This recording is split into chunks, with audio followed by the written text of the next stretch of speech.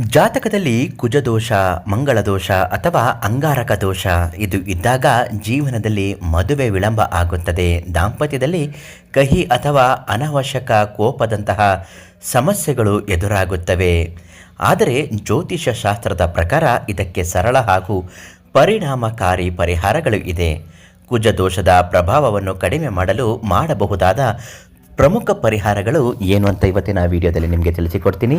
ಅದೃಷ್ಟಧಾರೆ Facebook ಪೇಜನ್ನು ನೀವು ಇನ್ನೂ follow ಮಾಡ್ತಿಲ್ಲ ಅಂದರೆ ಮೊದಲು ನಮ್ಮ ಪೇಜನ್ನು ಫಾಲೋ ಮಾಡಿ. ನಿಮ್ಮ ಕಷ್ಟ, ಸಮಸ್ಯೆ, ದುಃಖ ಏನೇ ಇದ್ದರೂ ಶಾಶ್ವತವಾಗಿ ಪರಿಹಾರ ಆಗಬೇಕು ಅಂದರೆ ನೀವು ಈ ತಕ್ಷಣ ಪಂಡಿತರು, ದೈವಜ್ಞರು, ಗುರುಗಳು ಆಗಿರುವಂತಹ ರಘುನಂದನ್ ದೀಕ್ಷಿತರಿಗೆ ಕರೆ ಮಾಡಿ.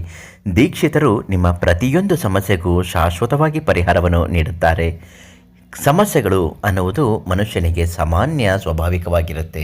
ಅದರಲ್ಲೂ ಕುಜದೋಷದ ಪ್ರಭಾವ ಕಡಿಮೆ ಮಾಡಲು ಕೆಲವು ಪರಿಹಾರಗಳನ್ನು ಮಾಡಿಕೊಳ್ಬೇಕು. ಮೊದಲನೇದಾಗಿ ದೈವಿಕ ಆರಾಧನೆ ಮತ್ತು ಮಂತ್ರ ಜಪ. ಹನುಮಂತನ ಆರಾಧನೆ. ಕುಜದೋಷಕ್ಕೆ, ಕುಜಗ್ರಹಕ್ಕೆ ಅಧಿಪತಿ ಆಂಜನೇಯ. ಪ್ರತಿದಿನ ಅಥವಾ ಕನಿಷ್ಠ ಪಕ್ಷ ಮಂಗಳವಾರ ಹನುಮಾನ್ ಚಾಲಿಸ ಪಠಿಸುವುದು ಅತ್ಯಂತ ಶ್ರೇಷ್ಠ. ಸುಬ್ರಹ್ಮಣ್ಯ ಸ್ವಾಮಿಯ ಪೂಜೆ. ಕರ್ನಾಟಕದ ಸಂಪ್ರದಾಯದಲ್ಲಿ ಕುಜನ ದೋಷಕ್ಕೆ ಸುಬ್ರಹ್ಮಣ್ಯ ಸ್ವಾಮಿಯ ಆರಾಧನೆಗೆ ವಿಶೇಷ ಮಹತ್ವವಿದೆ. ಮಂಗಳವಾರದಂದು ಸುಬ್ರಹ್ಮಣ್ಯ ಅಷ್ಟೋತ್ತರ ಪಠಿಸುವುದು ಅಥವಾ ದೇವಸ್ಥಾನಕ್ಕೆ ಭೇಟಿ ಮಾಡುವುದು ಇದೆಲ್ಲವೂ ಕೂಡ ಒಳ್ಳೆಯದು. ಕುಜ ಜಪ ಮಂತ್ರ ಪಠಣೆ ಮಾಡಬೇಕು. ಕುಜ ಮಂತ್ರ ಹೇಗಿರುತ್ತೆ ಅದನ್ನು 108 ಬಾರಿ ಪ್ರತಿ ಮಂಗಳವಾರ ಹೇಳಬೇಕಾಗತ್ತೆ. ಮಂತ್ರನ ಹೇಳ್ತೀನಿ, ಒಂದು ಪುಸ್ತಕದಲ್ಲಿ ಅದನ್ನು ಬರೆದಿಟ್ಕೊಳ್ಳಿ. ಓಂ ಕ್ರಾಂಗ ಕ್ರಿಂಗ ಕ್ರೌಂಗ ಸಹ ಭೌಮಾಯ ನಮಃ ಅಥವಾ ಓಂ ಅಂಗಾರಕಾಯ. ಇಷ್ಟ ಸಾಕು. ಈ ಮಂತ್ರನ ಹೇಳೋದ್ರಿಂದ ತುಂಬ ಒಳ್ಳೆಯದು. ದಾನ ಧರ್ಮಗಳನ್ನು ಮಾಡ್ತಾ ಬರಬೇಕು. ಏನು ದಾನ ಮಾಡಬೇಕು ಗುರುಗಳೇ? ತೊಗರಿ ಬೇಳೆ ದಾನ ಮಾಡ್ಬೋದು. ಕೆಂಪು ಬಟ್ಟೆ ಅಥವಾ ತಾಮ್ರದ ಪಾತ್ರೆಯಲ್ಲಿ ಅಗತ್ಯ ಇರುವವರಿಗೆ ದೇವಸ್ಥಾನಕ್ಕಾದರೂ ನೀವು ತೊಗರಿ ಬೇಳೆನ ದಾನ ಮಾಡಿದ್ರೆ ಒಳ್ಳೆಯದು.